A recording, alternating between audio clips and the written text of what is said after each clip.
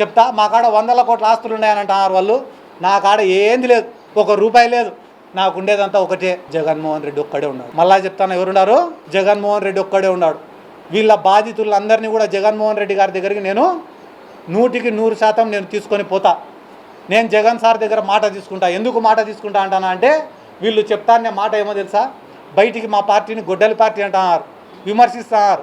కానీ లోపల మా పార్టీకి సంబంధించిన మాజీ ఎమ్మెల్యేలతో, మాజీ మంత్రులతో, టీటీడీకి సంబంధించిన వాళ్ళతో ప్రతి ఒక్కరితో వీళ్ళు కాంటాక్ట్లో ఉన్నారు. కాంటాక్ట్లో ఉండి వీళ్ళు ఏం చెప్తున్నారు, రేపు వైసీపీ వచ్చినా కూడా మా ఫ్యాక్టరీలకు కానీ, మా ఆస్తులకు కానీ, మా అవినీతికి కానీ ఎటువంటి ఇబ్బంది ఉండదని చెప్పి వాళ్ళు కాలర్ ఎగరేసుకొని చెప్తున్నారంటే దానికి కారణం మా దాంట్లో కూడా కొంతమంది వాళ్ళతో టచ్లో ఉండారు కాబట్టి నేను ఎవరితో మాట్లాడాను, డైరెక్ట్ పోయి జగన్మోహన్ రెడ్డి గారితో మాట్లాడతా. ఆయన కాడనే విషయం తెలుసుకుంటా. ఆయన చెప్పిన తర్వాతనే ఇక్కడ ఉన్న బాధితుల్ని తీసుకొని పోతా. ఈ మొత్తం అంశాలపైన నాకు చాలా ఇచ్చినారు, ఇద్దరు డాక్యుమెంట్లు ఇచ్చినారు, పుస్తకాలు ఇచ్చినారు.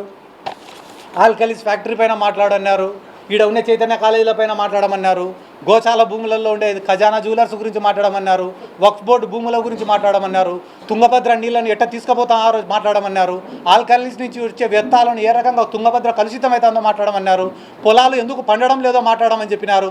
అదే రకంగా అక్కడ ఉన్న పశువులు ఏ రకంగా చచ్చిపోతానేమో మాట్లాడమని చెప్పినారు. అన్న వాళ్ళ మాఫియా సిద్ధార్థ రెడ్డి క్రిమినల్ అని మాట్లాడుతున్నారు కదా, నేను కనిపించే క్రిమినల్ అయితే వీళ్ళు కనపడని క్రిమినల్ అని చెప్పన్నా వాళ్ళ గురించి అని నాకు కొన్ని 100 మంది ఫోన్లు చేసి మాట్లాడమని చెప్తున్నారు.